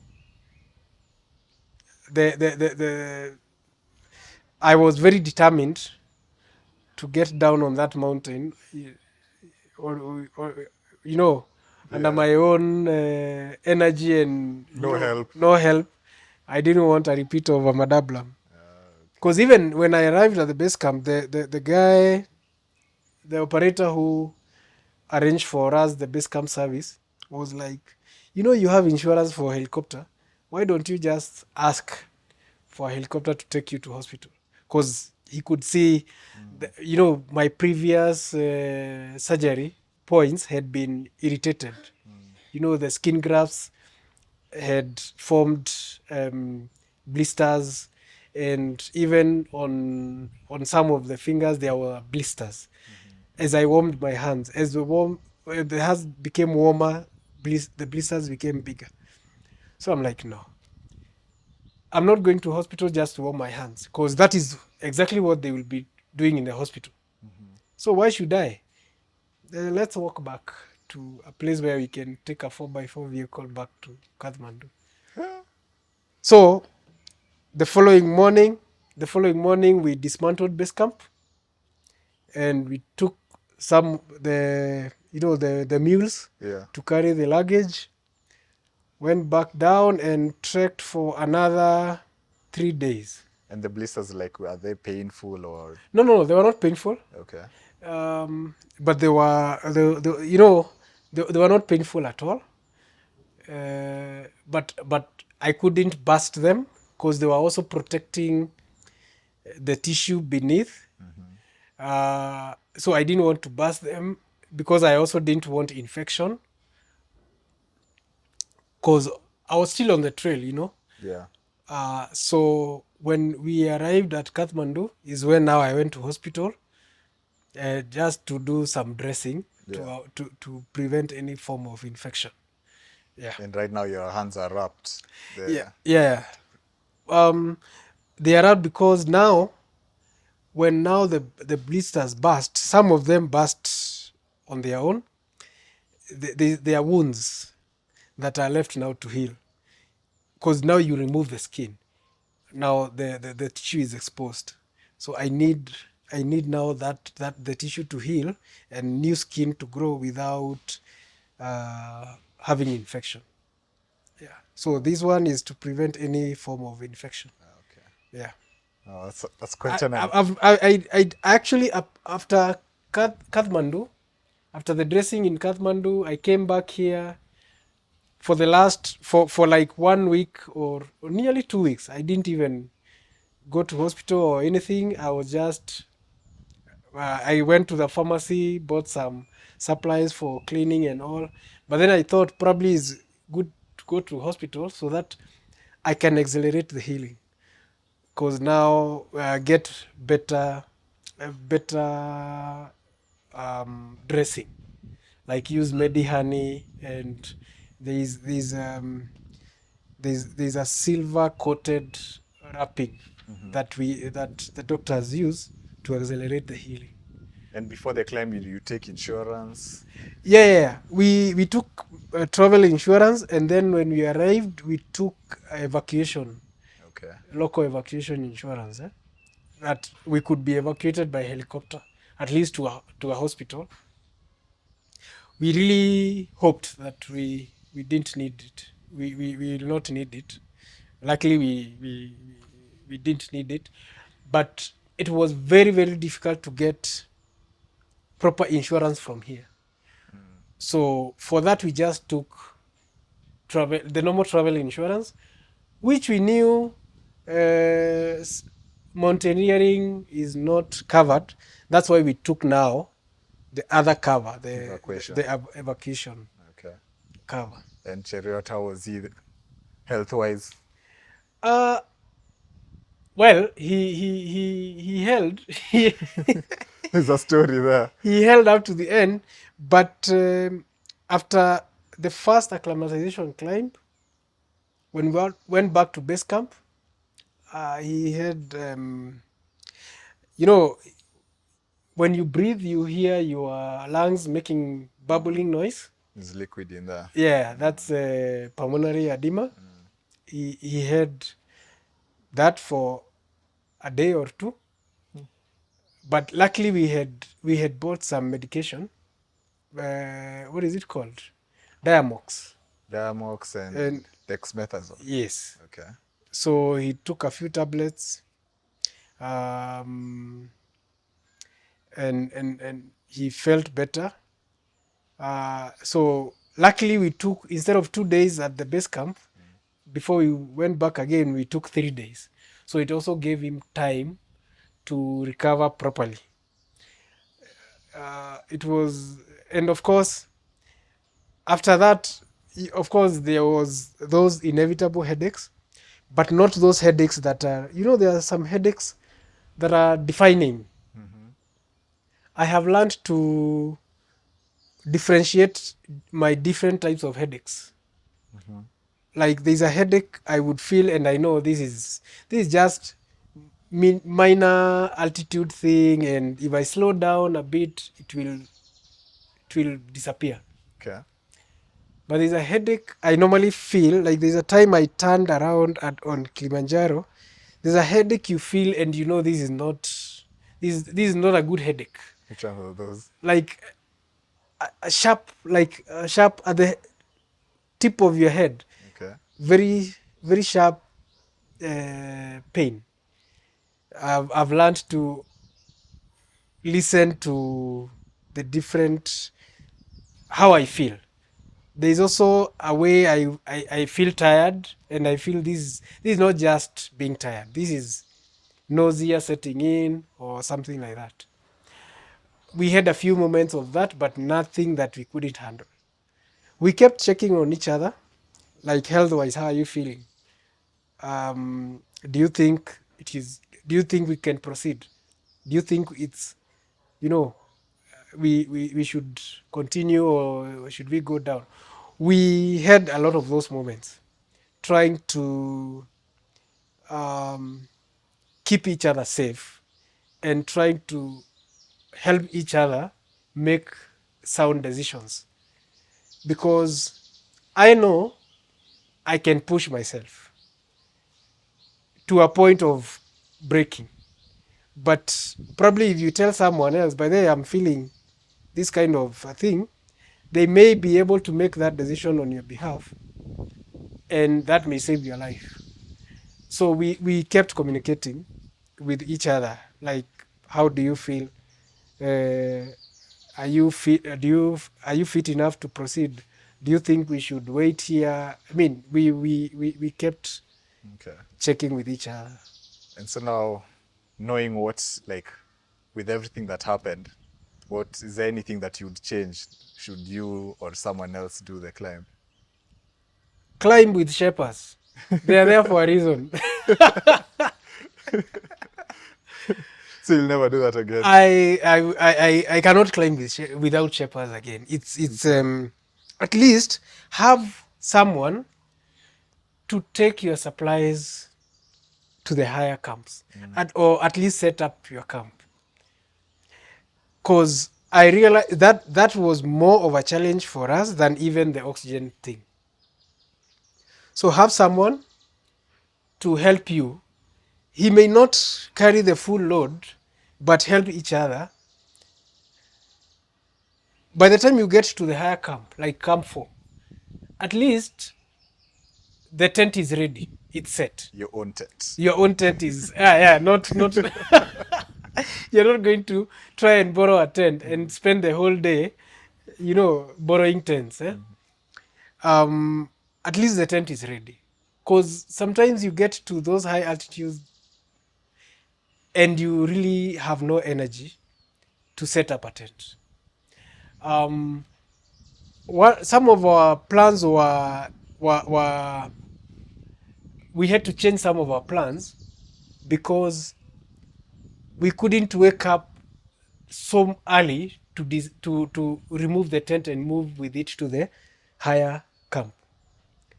You are waking up at 4. We want to wake up at 4, or even start hiking to the next camp at even 3 p.m. But you don't want to be dismantling your tent Do all at that 3 a.m. It's freezing. It's the tent is probably covered in snow and everything. So we we couldn't do some of these things, like we couldn't climb from camp 1 to camp 2 or camp 2 to camp 3 starting at 4 a.m. because we don't want to start removing the tent at 4 a.m. Okay. It's too cold. It's too, the wind is unbelievable. So we had to wait probably until 6 or 7. And by then you think it will take to remove the tent and to go up to the higher tents and set it again. Then let's just climb without tent. We'll come back and sleep here. So it changed our acclimatization and our climbing plan. And that also made the summiting a bit difficult. Because I believe we had probably slept at camp 3 and went all the way or near camp 4 and came back down, like Nims and the other guy was advising us, would have had a quicker and an easier summit.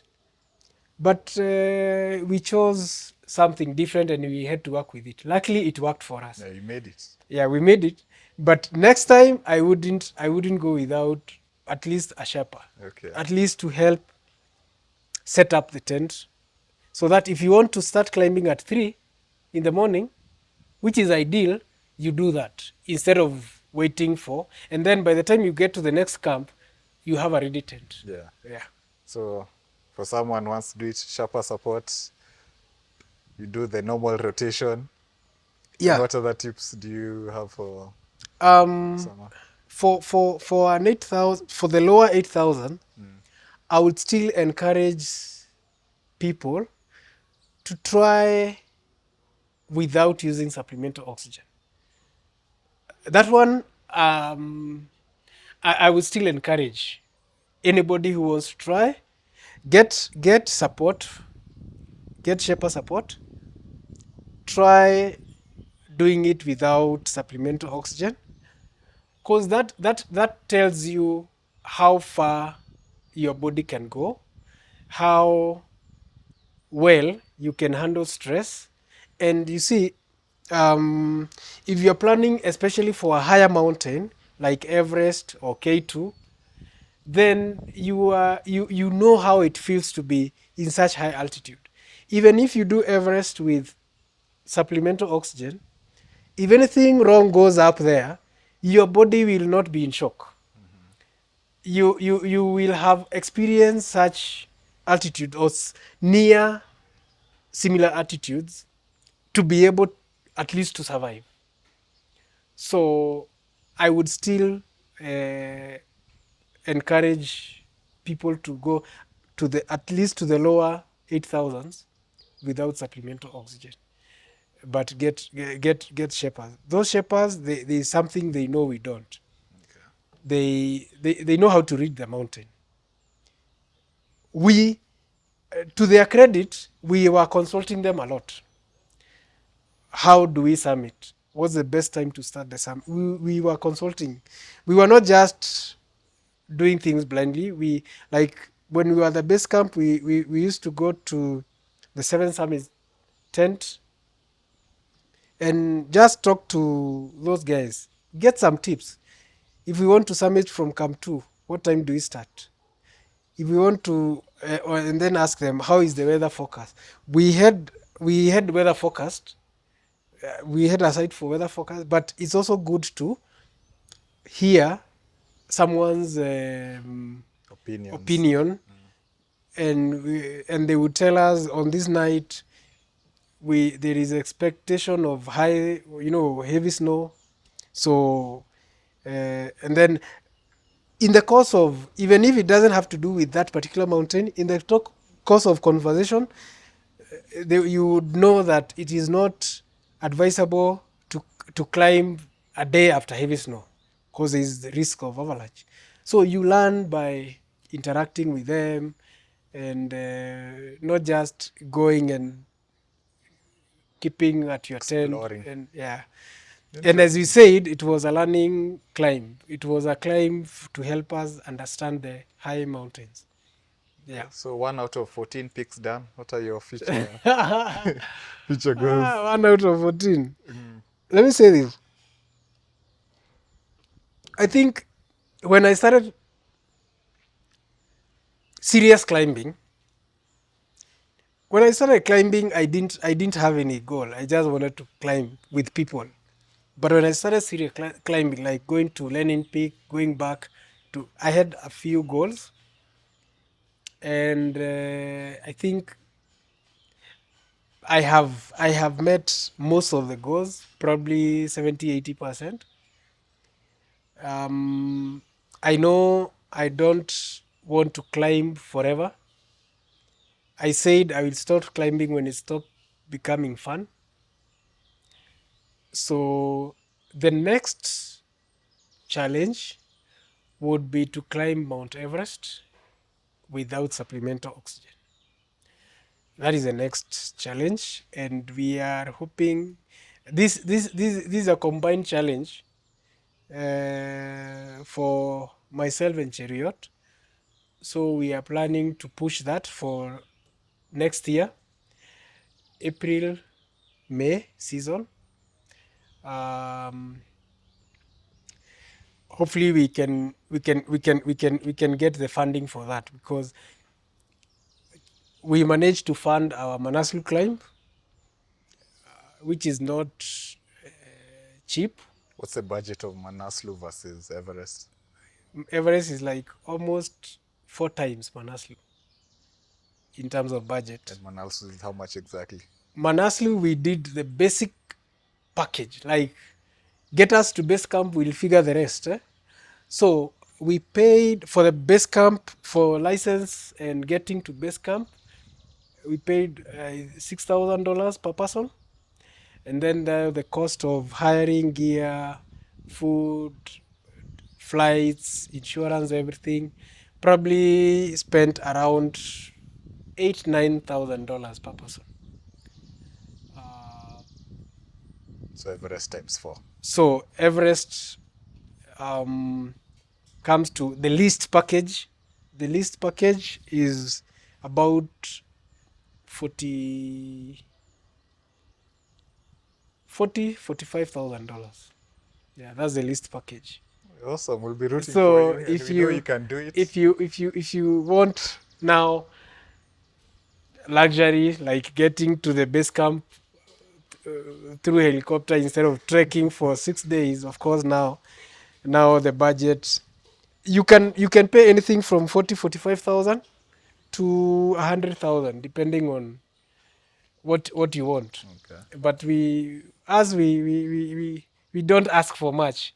We ask for the basic. Just get her to the mountain. And Sherpa support now. And Sherpa support. At least you remove the cost of the oxygen, because one oxygen tank costs around $800, and for such a climb you need around 4 to 6 tanks. That's almost $5,000. Yeah, so at least us climbing without oxygen saves $5,000 upfront. Will you be crowdfunding for Everest? Yeah, we will. We think we hope to get some sponsors, corporate sponsors. But I think if by certain period we've not gotten the required amount, then we crowdfund. What's that period? We plan for Everest April, May next year. So we hope something will come up by December, January. Yeah. Sawa. Yeah. So the next segment of this podcast is the answering your question segment. So there's questions from my Instagram audience. Okay. All right. First question. Mm-hmm. What's your layering system while you're at like very high altitude? Layering. Okay. For the feet, it's the high altitude boots. That boot has 2 layers. The inner thermal layer, and you can remove it and even probably walk around the tent or even at the base camp with it. So you wear the inner thermal layer. It's like a proper boot, a small boot, like a bigger socks with with with with with thermal layering. And now you put now the outer layer, the big boot that people see. That keeps water, snow, ice out of your feet to prevent frostbites of the feet. And then upper body, lower and upper body. What about socks? How Socks. many pairs? Just one pair, but one thick mountain socks. We were able to buy some thick socks. Some people prefer to wear 2 pairs of socks, but I find that sometimes if they get wet or sweaty, they start some friction, and that can give you blisters. So if you can get 1 pair of socks, but you carry 2 or 3 other pairs, so you climb from camp 1 to camp 2, then the following morning, because this one is likely to have sweat, you change another pair. Okay, the legs. The legs, I wore 2 tights, two layers of tights. One is a normal long johns tights that also acts like an underwear. It's actually a mountain underwear, but it's long, like up to the to the feet. And then I wore another warmer tight that is also waterproof, that is Gore-Tex. And now for the summit, I wore now the summit suit. But for the lower climbs, I wore now the normal climbing pants. Inside, I mean above the 2 layers of tights. Okay. And then above, it depends on the altitude, the upper part of the body, it depends on the altitude. On the very high altitude, like the summit night, I had, of course, the base layer that I wear every other time, even on Mount Kenya. Base layer, it's a very light material that absorbs, that lets sweat pass through, so that you are not damp. So I have base layer, and I wore 2. Sometimes I would wear 2 thermal layers, depending on the altitude, and then a jacket, a down jacket, and now the summit suit. Yes. So those The are- summit suit is like on the summit night, I wore 2 jackets, 2 very Down warm jackets. jackets. Not dawn. I wouldn't call them dawn. One of them is a dawn jacket. The other one is just a normal warm jacket. Okay. And then I wore a very thin waterproof jacket, and then now the dawn suit. Yeah. And for the neck, head. Now for the neck, of course, we have that buffs. I wore like 2 buffs, one just to keep the neck warm, and one to like wiping my nose or whatever. And then the other one is to keep the neck warm, but also to pull it up to prevent me from breathing cold air. So if I feel like I'm breathing too much cold air, I would put the buff. And then I wore a very warm balaclava that also was stretching up to here. We bought a very nice balaclava that has even a neck warmer. So that also is to keep your head very warm and also your neck warm. And then another warm hat, and then the hood that comes with with a down jacket. And the hands. The hands on very high altitude. You have you wear the thin gloves, the normal gloves that people climbs with, or like Mount Kenya or Aberdares with, and then you wear very thick gloves that are waterproof, and then on the summit night, then you wear the mitten that is very cold. That keeps your hands very very warm. And then shades. Yeah, and they must be the UV effective. It is not necessary that they are polarized, although polarized lenses helps you see better, but that UV protection is very important. It prevents you from becoming snow blind, because there's a lot of UV reflection on the snow, and at that high altitude you're more likely to be affected by the UV than anywhere else. Yeah, so the shades they are not just for the looks. They are there. They have a purpose. Okay. Yeah. Before you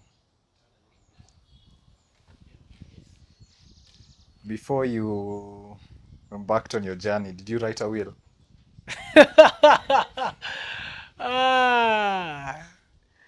I did not, but I did something.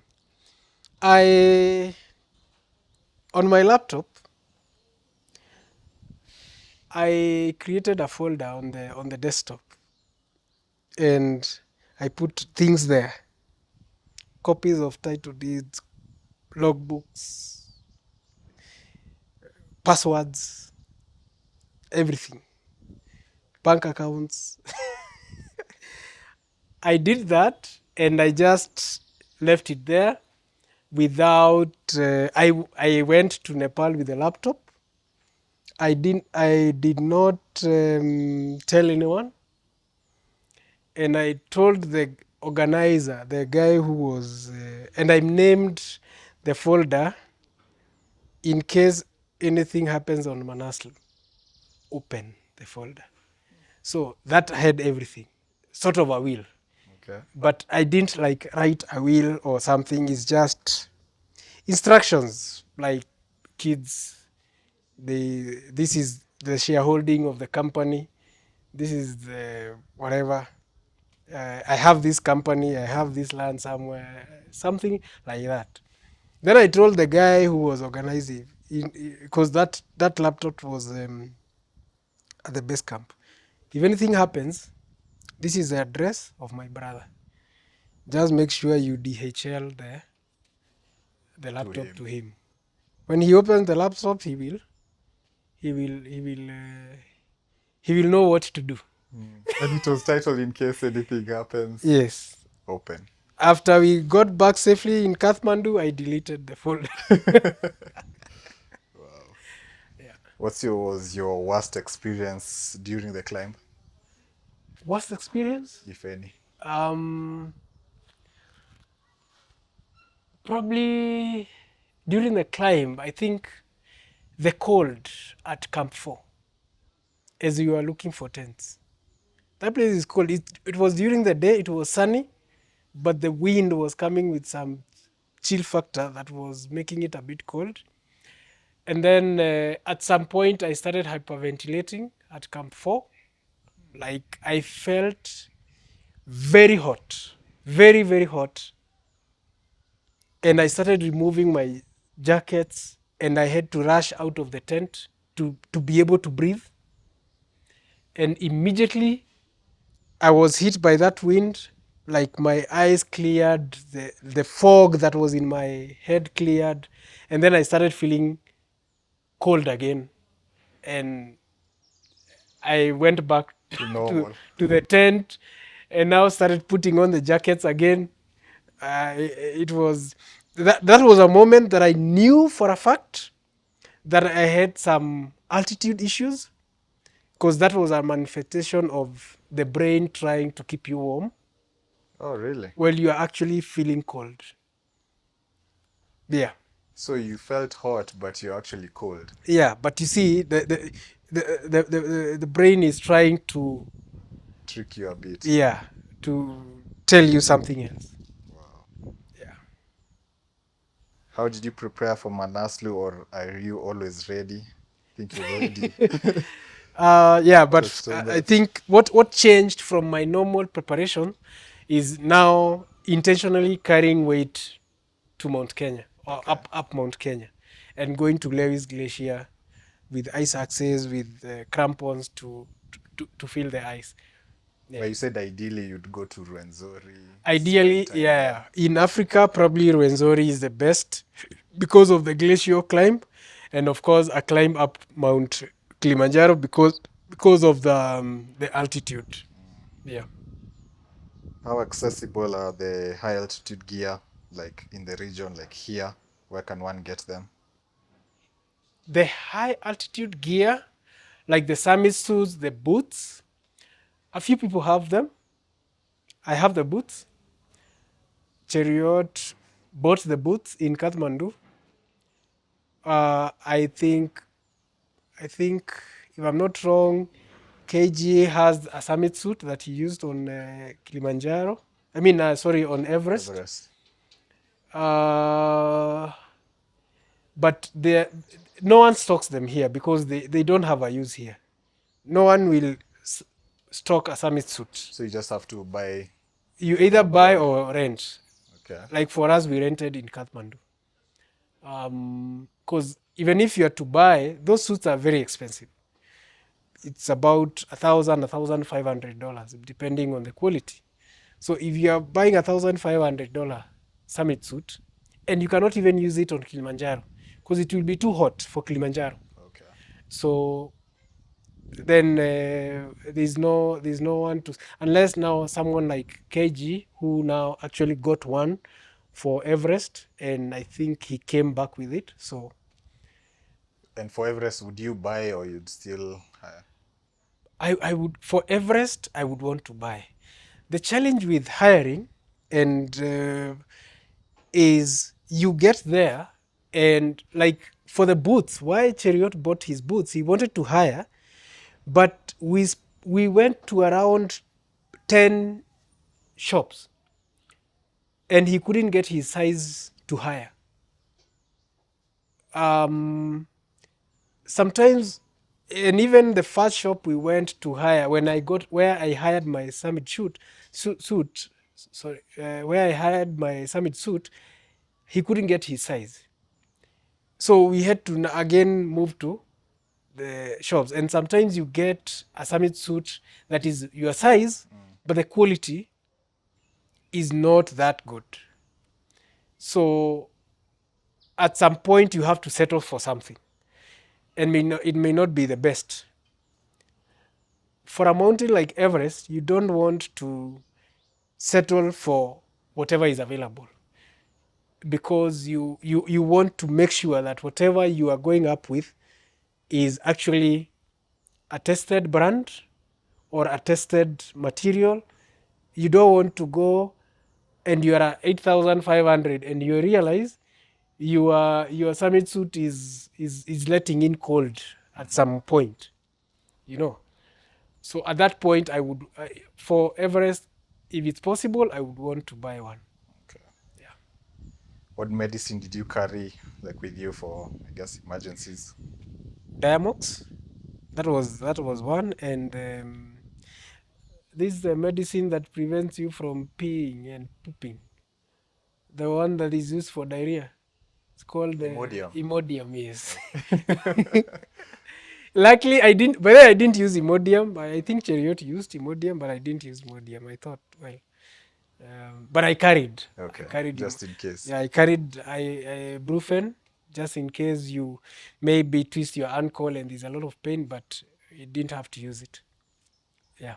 And what about food-wise? What did you carry? Now, food for the mountain, we carried. Basically, we didn't have much of a choice. It's noodles, because you have to balance your need for food and also the weight. So we carried noodles. There are these instant soups that you just need to put in hot water. We carried a lot of them. We carried some nuts. a lot of Snickers bar for that instant kick, beer, and a few, just a variation of the soup. Yeah. And then at Camp 4, some guys that were descending gave us some ready to eat rice and some mixed like ready made food. You just need to Put water. put water and yeah. Okay. And in your training plan, what was the most useful for your summit success? The Yes. weight training. Weight training. Yeah, carrying the okay, of course running because it conditions you, and those long runs that those ultra runs. Although now that was not specific for the training, it's something that we do, but also now intentionally carrying that weight between probably from when you're hiking Mount Kenya, carrying that weight intentionally helped a lot. So twende Mount Kenya 20 kilo packs. Beba kilo 20 from Med Station mpaka Makindas, ikibidi go up to Austrian Hut. Reps. Yeah, that helped a lot because Okay. now you're used to carrying this weight, and also your back, your legs get used to it. All right, final question. What were the after effects after the climb? Of course, there is this bandage, but this is majorly because of the previous frostbite that I got. So of course, that the skin graft and all got irritated, and now some of the skin graft got a bit hard, so have to remove. But overall, everything is okay. There's nothing that is being lost that wasn't lost before. Kuna homa. Hakuna, yeah. Of course, I don't know whether the skin has cleared. It's much darker than before. It will take a bit of time for the skin to clear the dark spots. You see, there are like two. I don't see though. Oh, Labda it has cleared, yeah. maybe, well, Uh-huh. or maybe But because they of were the there. light, they were there. Like you could see, like where the shades were. For a long time, you could see the difference between the skin that was exposed. They were much darker than before. It was even more pronounced when you look at Cheruiyot's photos. Like there were like two shades on the face. And then, of course, I run a business, so I have to come and try to catch up with everything, make sure that my absence has not affected the business.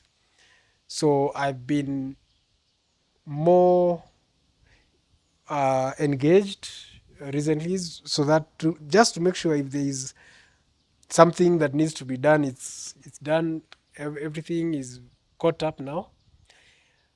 And Cheruiyot, how was he afterwards?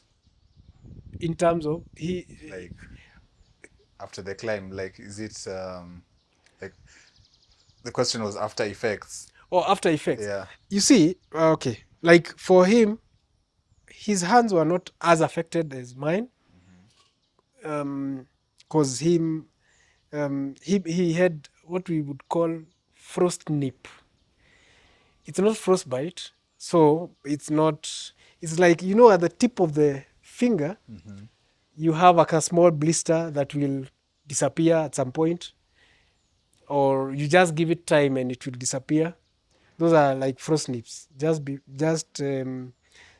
You'll feel a bit of pain for a week or two, but that will disappear over time.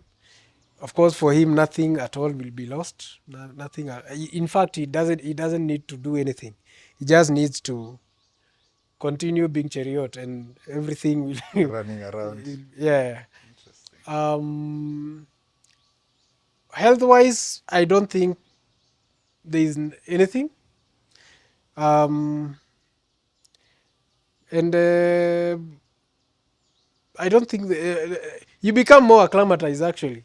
If we left and we were well rested and decided to run a marathon, probably we would run our fastest times because now you are super fit at that point. By the time you get down, apart from the being tired, you are super fit. Yeah. Okay. And words for aspiring African mountaineers? Yeah. I realize that these mountains are also accessible to us. We may not have such high mountains in Africa, but we can purpose to visit them. Some people have started by visiting their base camps, like you've been to Everest base camp. Yeah. But the summit is also accessible to us. You just need to put just a bit of effort, be fit, and learn a few things regarding safety especially. But we are capable, we have the stamina, we have the physique and the mental ability to achieve as the same heights that these Western climbers and Asians are achieving. We can actually do it. It's possible. And I encourage us to go out and do it. We got a lot of support from the Nepali Sherpas, even if we didn't have Sherpas of our own. Those ones we met on the mountain and on the trail, they gave us a lot of encouragement, they gave us a lot of support. And they are happy to see Africans climb their mountains. So why not take up the challenge and climb? Yeah. That's what's up. Cheers, Muhia. Thank you. Congratulations again. Asante Thanks sana. for coming. That's our episode. See you on the next one.